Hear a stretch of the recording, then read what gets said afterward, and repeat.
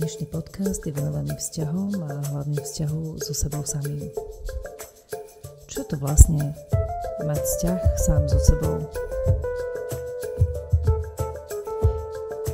Je to predovšetkým základ nášho života, pretože od neho závisí, ako sa cítime, ako reagujeme na okolnosti a ako si budujeme vzťahy s inými. Často býva prehliadaný, no práve jeho kvalita ovplyvňuje našu spokojnosť a šťastie. Čo je to vzťah so sebou samým? Znamená to, ako sa vnímame sami seba. Aké máme sebavedomie a sebahodnotu. Ako sa o seba staráme, či už fyzicky, emocionálne alebo mentálne. Takisto ide o to, aký venujeme sami sebe svoj vnútorný dialog. Či sme ku sebe sebakritickí, alebo sa dokážeme povzbudiť. Dokážeme si odpustiť? A ako pristupujeme k vlastným chybám? Prečo je také dôležité mať zdravý vzťah samého so sebou? No v prvom rade, ak si nevážime samých seba, často prijímame toxické správanie od druhých alebo máme problémy s nastavením hraníc. Negatívny vzťah ku sebe samému má veľmi veľký vplyv na naše duševné zdravie. Vedie nás k úzkosti, depresii či vyhoreniu. Keď si veríme, dokážeme sa lepšie vyrovnať s prekážkami. Preto by sme sa mali venovať osobnému rozvoju.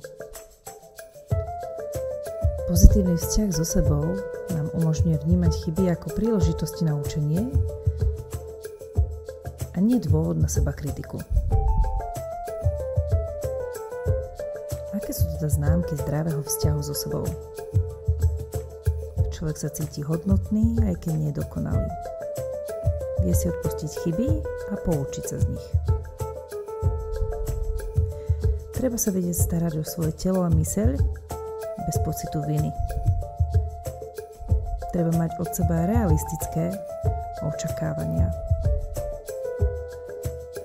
Treba si povedať nie, bez pocitu, že niekoho sklamete. A taktiež nie ste odkázaní na súhlas a uznanie iných. Návod, ako si zlepšiť vzťah so sebou samým,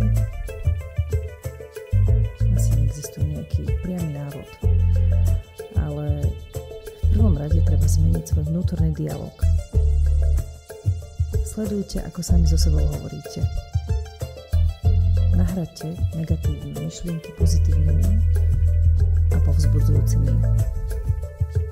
Namiesto zase som to pokazil, skúste to vymeniť za urobil som chybu, ale viem sa z nej poučiť. Skúste pestovať sebe lásku. Doprajte si konečne čas na veci, ktoré vás robia šťastnými, či to relax, koničky alebo meditácia. Ako som už spomínala, nastavte si hranice. Naučte sa povedať nie ľuďom a situáciám, ktoré vás vyčerpávajú. Hranice sú prejavom sebaúcty.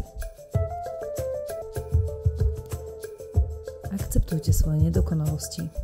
Nikto nie je dokonalý a príjmite svoje chyby, pretože ste človek a nie stroj. Dôležité je venovať sa osobnému rozvoju. Čítajte, vzdelávajte sa, objavujte nové aktivity, ktoré vám pomôžu rásť a lepšie sa spoznať. Všímajte si svoje úspechy. Zapisujte si, čo sa vám podarilo, pretože aj malé víťazstvá sú dôvodom na hrdosť. Nehanbite sa požiadať pomoc. Ak máte pocit, že je to ťažké vytvoriť si zdravý vzťah so sebou samým, obráťte sa na terapeuta alebo kouča.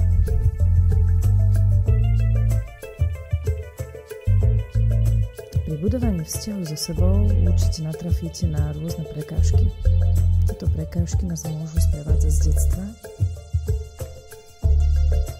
či počas škôl, rodiny alebo partnerských vzťahov. Zvyčajne sú to nároky z detstva a je to kritika alebo očakávanie rodičov a toto spôsobuje, že si neveríme. Taktiež sa porovnávame s inými. Za všetko môžu sociálne siete a tlak spoločnosti, ktorí nás uvedú k pocitu, že nie sme dosť dobrí.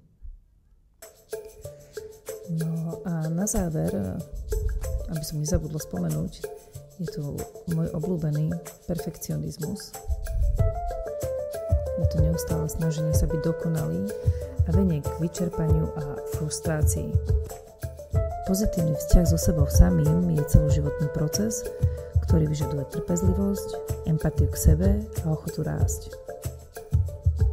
Keď sa zlepší vzťah samého k sebe, automaticky sa ti zlepšia aj vzťahy s inými a celková kvalita života. Dôležitá je psychohygiena a rozvoj svojej osobnosti.